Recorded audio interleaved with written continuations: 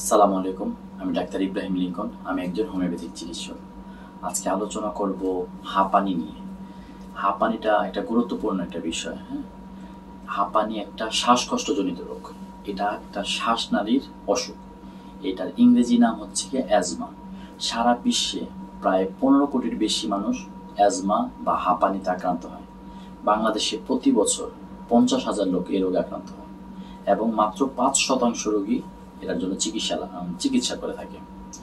এটার কারণগুলো হচ্ছে অ্যালার্জির কারণে হাঁপানি রোগ হতে পারে। সাধারণত এ ধরনের হাঁপানি ছোটবেলায় শুরু হয়।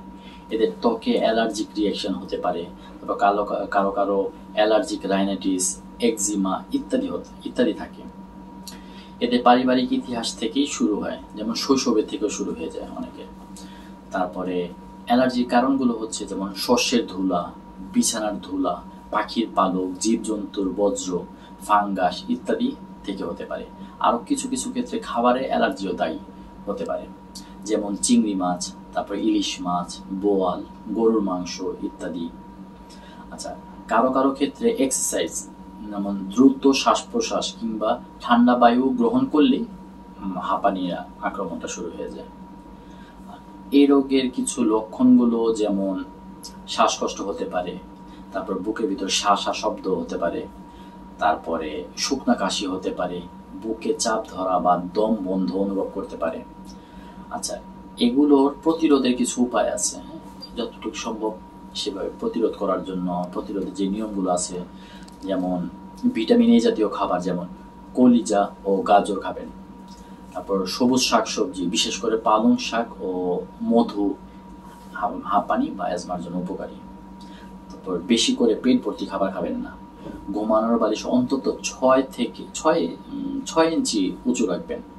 তারপর অ্যালার্জি কারক বস্তুগুলো এড়িয়ে চলতে হবে, যেমন ধুলাবালি, ঘরের ঝুল, তারপর ধোয়া, ঝাঁঝালো গন্ধ ইত্যাদি থেকে দূরে থাকতে হবে। তারপর ঘর বাড়িকে সবসময় ধুলাবালি মুক্ত করার চেষ্টা করতে হবে। এই জন্য দৈনিক অন্তত একবার হলেও ঘরের মেঝে, আসবাবপত্র ভিজা কাপড় দিয়ে মুছতে হবে, অথবা ভ্যাকুয়াম ক্লিনার ব্যবহার করতে পারেন। তারপর ঘরে কার্পেট রাখবেন না, ঘরের কার্পেটে ময়েস্ট থাকে অনেক। তারপর বালিশ, তোশক, ম্যাট্রেস এগুলোতে তুলা ব্যবহার না করে স্পঞ্জ ব্যবহার করতে হবে। তারপর ধূমপান এবং ধূমপায়ীদের থেকে দূরে থাকতে হবে। যেসব খাবারে অ্যালার্জির প্রতিক্রিয়া সৃষ্টি হতে পারে সেগুলো পরিহার করতে হবে। তারপর ঠান্ডা খাওয়া, যেমন আইসক্রিম ইত্যাদি এগুলি খেতে যেন না খায়। তারপর মানসিক চাপ, উৎকণ্ঠা, দুশ্চিন্তাকে কিংবা মানসিক চাপের কারণে যেই প্রবলেমগুলো হচ্ছে সেগুলো থেকে আর কি এড়িয়ে চলতে হবে। পরিশ্রম বা ধুলাবালির কারণে শ্বাসকষ্ট বাড়লে চেষ্টা করতে হবে পরিশ্রমের কাজ পরিহার করা। বিছানা, বালিশ প্রতি সপ্তাহে পরিষ্কার রাখা এবং রোদে দিতে হবে। আশা করি আপনারা এই নিয়ম কানুনগুলো মেনে চলবেন, সুস্থ থাকবেন, আর যত দ্রুত সম্ভব চিকিৎসকের শরণাপন্ন হবেন। আপনারা সবাই ভালো থাকবেন। ধন্যবাদ।